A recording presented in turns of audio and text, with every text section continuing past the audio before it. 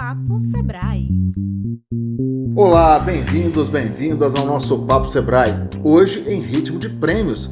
É no plural mesmo. Semana passada foram entregues os prêmios Sebrae de Educação Empreendedora, que destaca educadores que estimularam o protagonismo jovem nos seus estudantes. E o prêmio Sebrae DF Cidade Empreendedora, que reconhece as melhores práticas de gestão pública nas administrações regionais. E olha, tinha muita ação, muito projeto legal. Quem nos conta em detalhes é o Jorge Adriano. O Jorge é gerente de estratégias de políticas públicas do Sebrae DF. Vamos ouvir. Entrevista. Jorge Adriano, muito bem-vindo. Tem tempo que a gente não conversa aqui no Papo Sebrae, tudo bem? Já tem um tempinho, né, Estevão? Bom dia a todos que nos ouvem. Ô Jorge, vamos falar um pouquinho dos dois prêmios que foram concedidos, né, na última semana. Um deles, o Prêmio Sebrae de Educação Empreendedora 2021. O outro, o Prêmio Sebrae DF Cidade Empreendedora. Vamos começar com a educação, que sei que é uma das principais bandeiras hoje do Sebrae DF. Me fale um pouquinho da importância desse prêmio. Com certeza, Estevão. Educação empreendedora é um tema que a gente já trabalha há mais ou menos 6, 7 anos aqui no Sebrae. E a gente vem fazendo um trabalho bastante intenso, em especial com a Secretaria de Educação, com os professores, diretores e alunos da rede pública, mas também temos aí alguma atuação com a rede privada. Todos os anos a gente tem um circuito nacional de premiação dos professores que têm as melhores práticas de educação para ensinar dentro da sala de aula essa molecada o conceito do empreendedorismo e apresentá-lo como uma alternativa real para o futuro desses meninos. Então, a gente fez aqui no Distrito Federal a etapa final, foram premiados 9 professores, desses 9 professores, 4 com a medalha de ouro, 2 com a medalha de prata, e esses 6 professores vão representar o Distrito Federal na etapa nacional. Os projetos que esses professores apresentaram foram muito adequados para o momento de pandemia. Em geral, a gente viveu um momento de muita dificuldade na rede, tanto na rede pública quanto na rede privada. Os professores que estavam acostumados a dar suas aulas presenciais tiveram que se reinventar em tempo muito rápido, passando aí para o modelo digital, e a gente teve várias práticas muito interessantes relacionadas aí à educação digital com conteúdo de empreendedorismo. Você frisou um ponto que considero chave. A mudança de postura, a mudança do método didático foi um tremendo desafio para os professores, né? Na rede particular e também na rede pública. Talvez o desafio tenha sido maior na rede pública, em função, muitas vezes, de limitações orçamentárias e até de equipamentos tecnológicos. Esse prêmio visa reconhecer também, Jorge, o mérito que esses mestres da rede pública tiveram ao lutar contra a perda de qualidade nesse modelo presencial para o digital? Reconhecer e estimular outros professores a adotarem essas práticas, Estevão. Vou te dar um exemplo de um dos projetos que a gente teve, que foi o Jornal Escolar. Um professor, o nome dele é Eduardo Alves, lá do Centro de Ensino Médio de Taguatinga Norte. Ele propôs um projeto de montar um jornal digital para ensinar os alunos dele, para abordar junto com os alunos dele a questão do trabalho de texto, a produção textual, a criação de narrativas, coerência dos textos que os alunos desenvolvem em sala de aula. Então, criou-se uma oportunidade para esse aluno poder fazer uma aplicação prática do que ele vê dentro da sala de aula, num ambiente digital, com acesso de muita gente. Isso fez com que a escola toda fosse bastante movimentada. Um outro professor fez um projeto, o Erizal Cavalcante, do Centro de Ensino Fundamental 1 do Cruzeiro. Ele fez um projeto que ele chamou de Cine Consciência. Ele ensinou os meninos a usarem o próprio celular para fazerem vídeos, e aí, dentro dessa construção dos vídeos, ele ensinava como produzir as narrativas, como se comunicar melhor, como usar a língua portuguesa corretamente, como convencer o público-alvo de alguma proposta que eles estejam apresentando. E isso está muito conectado com o futuro das profissões também, né? E tudo de maneira lúdica. O que me impressiona nesses projetos que mereceram o reconhecimento do Sebrae DF foi que os professores conseguiram tornar as aulas, mesmo que à distância, atraentes. Eles conseguiram, pelo que eu estou percebendo, mobilizar a garotada, né? Porque essa garotada hoje, em termos de redes sociais, se a aula estiver chata, aula presencial chata, meu caro Jorge, já é difícil. Imagina uma aula online chata. Pois é, mas agora com essas práticas que os professores têm adotado, os meninos têm tido a oportunidade de participar cada vez mais e construir o seu próprio caminho em direção ao conhecimento. Isso faz toda a diferença, em especial quando a gente usa dessas tecnologias que representam as ocupações do futuro. A gente está ensinando esses meninos cada vez mais o que o futuro vai exigir deles como profissionais, como empreendedores. A educação empreendedora já é uma bandeira, digamos, cristalizada no escopo de ações do Sebrae DF, veio para ficar, e falar um pouquinho da parceria com a Secretaria de Educação. A gente tem sido parceiro há algum tempo com os projetos da Secretaria de Educação, mas mais especialmente nos últimos 2 anos, a gente tem tido uma entrada muito positiva junto com a Secretaria. Então, se eu tenho algum pai, algum professor que está nos ouvindo agora e tem interesse em conhecer um pouco mais sobre como o Sebrae pode entrar na sua escola com educação empreendedora, pode fazer um contato com a gente no 0800 570 0800. A gente vai ter muito prazer em conhecer mais escolas e levar o empreendedorismo para todas as redes. Nós estamos batendo um papo com o Jorge Adriano sobre o reconhecimento, né, a projetos na área de educação empreendedora, projetos de educação empreendedora que estão sendo colocados em prática, né? E você está tendo a oportunidade justamente de conhecer um pouquinho desse trabalho. Jorge, vamos falar um pouquinho agora do outro prêmio, é um prêmio super importante também. Por favor, quais os destaques relacionados a esse outro reconhecimento que o Sebrae DF colocou em prática nos últimos dias?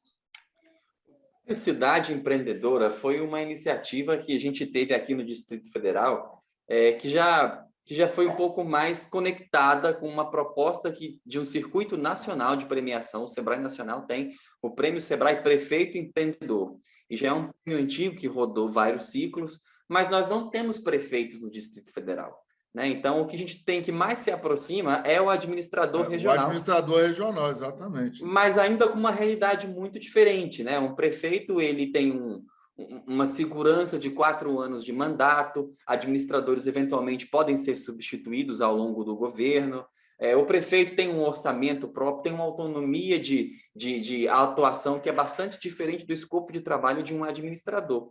Então, o Distrito Federal acabava participando muito pouco desse circuito nacional. Mas, mesmo assim, a gente tem aqui nas nossas administrações projetos que merecem destaque e que têm condições de competir nacionalmente. Então, nós propusemos esse prêmio no DF para premiar, para reconhecer o trabalho de administradores regionais e dos seus agentes de desenvolvimento territorial. Então, lançamos o edital numa iniciativa inédita aqui em Brasília, e nós tivemos participação de 32 regiões administrativas apresentando seus projetos em 3 categorias, que eram desenvolvimento territorial, empreendedorismo jovem e inclusão produtiva. Chamou atenção, 32 regiões administrativas, 32 propostas foram apresentadas. Eu imagino que os jurados tiveram trabalho, hein? Para reconhecer essa cidade empreendedora, hein? A gente montou uma banca que participou Universidade de Brasília, Codese, Sebrae Nacional, BRB. Então, a gente teve aí uma equipe bem forte fazendo a avaliação desses projetos. Foram 32 regiões, Estevão, mas algumas regiões apresentaram mais de um projeto. No total, foram 61 projetos apresentados. Desses 61, a gente teve, então, os 32 projetos que foram efetivamente executados até o final da sua proposição. E nós tivemos, na cerimônia de premiação, 1º, 2º e 3º lugar em cada categoria e o vencedor geral, que foi o projeto com a maior pontuação. A gente fala um pouquinho, então, dos projetos. Alguns detalhes que podem chamar atenção a quem está nos ouvindo ou nos vendo nesse momento, Jorge. Estevão, a gente descobriu muita coisa realizando esse processo que a gente também não tinha conhecimento. Por exemplo, um projeto de Braslândia foi o vencedor no 1º lugar na categoria de desenvolvimento territorial. E eles fizeram lá um projeto de estímulo ao turismo na região. A gente já sabe que Braslândia é conhecida por algumas festas, festa do morango, festa da goiaba, né? Mas eles têm ali uma rota de turismo rural muito forte, eles têm diversas pousadas naquela região e alguns atrativos turísticos que eu acho que quem mora no DF não sabe. Por exemplo, o Santuário Menino Jesus, lá em Braslândia, é o segundo maior santuário católico da América Latina. Tá Eu não vendo? tinha ideia dessa informação. Eu E acho tem que muito que se fazer por lá. o DF, gente, tem uma capacidade, um potencial turístico tremendo. E eu ia falar, infelizmente, mas vou olhar o copo meio cheio, tá? Não o copo meio vazio. Felizmente, agora, os meios de comunicação, instituições como o SEBRAE, estão abrindo espaço para esse potencial. Termos aqui no DF o segundo ponto de peregrinação, o segundo maior ponto da América Latina, Isso. Menino Jesus, em Braslândia. Uhum. Pois é. E a informação, Estevão, que quem mora aqui não sabia, né? Eu, pelo menos, encontrei aí muitas surpresas. São mais de 50 cachoeiras catalogadas naquela região, né? Então, a gente tem aí uma diversidade muito grande de ofertas de atividades de lazer e de turismo para quem mora aqui no Distrito Federal. O segundo projeto que a gente achou bastante interessante também foi o vencedor em primeiro lugar na categoria de empreendedorismo jovem, que foi para a região administrativa do Guará. Aqui eles fizeram um projeto de compostagem e ensinaram os jovens aqui do Guará a tratar do resíduo orgânico e fazer o reaproveitamento. Eles focaram lá na Feira do Guará. A Feira do Guará já é um ícone do Distrito Federal, né? Já é bastante conhecida por todo mundo. E durante a execução do projeto, mais de 7 toneladas de resíduos orgânicos foram reutilizados na forma de compostagem para alimentar a horta comunitária que o Guará produziu, envolvendo aí o trabalho de vários jovens da cidade. Esse é digno de aplausos também, por isso que eu brinquei. A comissão julgadora, presumo, deva ter tido muita dificuldade, porque nesses dois exemplos, você, ouvinte, você que está nos acompanhando, tem uma noção de quão criativo pode ser um gestor público. Caso ele incentive, ele abra as portas justamente para receber ideias. Esse projeto da compostagem ajuda o meio ambiente, ajuda famílias carentes e gira também a economia, né? Ensina a comunidade a como fazer o tratamento do lixo, né? A como fazer a separação. A feira produz muito resíduo todos os dias, então, que tipo de tratamento deve ser dado, como fazer a devida acomodação desse resíduo. Então, foram muitos projetos, mas eu ainda não falei do projeto campeão, que foi o projeto de São Sebastião. São Sebastião foi o primeiro colocado na categoria Inclusão Produtiva e também foi o grande vencedor aí da premiação do Cidade Empreendedora. A região administrativa apresentou um projeto de inclusão voltado para receber os imigrantes que estão indo lá para aquela região, né? Então, a gente tem um volume muito grande de imigrantes venezuelanos, haitianos, que estão indo para São Sebastião, e São Sebastião está desenvolvendo várias ações para receber e incluir essas pessoas na comunidade. Então, eles fizeram um projeto de estímulo ao empreendedorismo para formalizar esses empreendedores naquilo que eles já conhecem de ofício, e aqueles que não têm um ofício, eles começaram a oferecer possibilidades de profissionalização e inserção no mercado de trabalho com vagas de emprego. Então, foram mais de 100 imigrantes diretamente beneficiados com o projeto em São Sebastião, e mostra aí o Distrito Federal como uma cidade de braço aberto para receber quem mais precisa, e o empreendedorismo como uma alternativa para essas pessoas e para o seu futuro. Foi um projeto que deu muito assunto, muita pauta, todo mundo muito feliz com os resultados. Com certeza. E esses dois prêmios já estão consolidados, né? Eles já entraram no calendário anual, Jorge? Já sim, a gente vai lançar o segundo edital aí da premiação Cidade Empreendedora ainda em 2022, para que as regiões administrativas possam começar a pensar nos seus projetos para apresentação no ano seguinte, né? E o Educação Empreendedora já é um prêmio que está aí rodando há vários anos, então a gente pretende sim continuar. O nosso maior desafio agora vai ser informar isso para toda a rede, levar isso para todos os professores, para os empresários nas regiões, tornar conhecidas essas iniciativas e multiplicá-las o máximo possível, né? Aquilo que é bom precisa ser copiado, precisa ser melhorado, e mais pessoas podem usar, mais pessoas podem se beneficiar disso. Jorge, muito obrigado pela participação. Acho que foi um relato fidedigno e, ao mesmo tempo, bem objetivo e didático. E as pessoas, creio, perceberam a importância dessas duas premiações, que já estão consolidadas. Tomara que elas permaneçam por muitos e muitos anos no calendário aqui do Distrito Federal. Parabéns pelo trabalho e sucesso, Jorge. Obrigado, Estevão. Um abraço. Até mais, pessoal. Que venham mais prêmios. Agora vamos para as dicas com a Cris Nione. Ela é assessora de imprensa do Sebrae DF. Hoje temos dicas para quem quer se tornar um empreendedor social. Dicas Sebrae. Olá, Estevão. Olá, ouvintes. Vamos às dicas da semana? Dica 1. Identificar o problema. Identifique a demanda social em que deseja trabalhar e analise os componentes que levam a esse problema. Saber o que deve ser combatido ajuda a estabelecer uma estratégia de ação. Dica 2. Público beneficiado. Conheça o público que vai ser beneficiado com a solução pretendida. Não basta ter uma ideia distante de quem são, suas culturas, seus valores. É preciso ir além do superficial. O conhecimento popular é muito valioso e, às vezes, a solução pode ser uma adaptação do que está sendo feito, aliado a conhecimentos externos. Dica 3. Projeto elaborado e definido. Desenhe um projeto que inclua objetivos, plano de captação de recursos ou sustentabilidade financeira, ações objetivas, números de pessoas envolvidas, comunicação e indicadores de impacto. Dica 4. Trabalho em equipe. Envolva os beneficiários, apresente seus projetos e os convide para fazer parte da cocriação. Eles devem ser vistos como grandes fontes de informação e devem ser parte inerente das ações que estarão em andamento. Dica 5. Recursos. A captação de recursos é uma das áreas mais complicadas. No entanto, aqui é preciso lembrar que as redes de colaboração têm funcionado muito no que se refere a levantar recursos. Vale identificar todas as redes e grupos que também estejam trabalhando naquela área.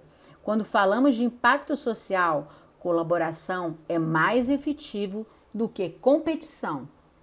Dica 6. Comunicação e apresentação. Uma comunicação bem estruturada não pode somente gerar visibilidade para o projeto, mas também atrair novos parceiros, voluntários, colaboradores e inspirar pessoas a desenvolverem projetos que se alinhem ao seu. Quanto maior o impacto de um projeto e mais pessoas envolvidas, maiores as chances de ganhar a atenção de grandes empresas e do poder público, o que potencializa os movimentos de transformação sistêmica. Dica 7. Trabalho em equipes. Equipes multidisciplinares ajudam a inovar e a ver oportunidades onde há crise.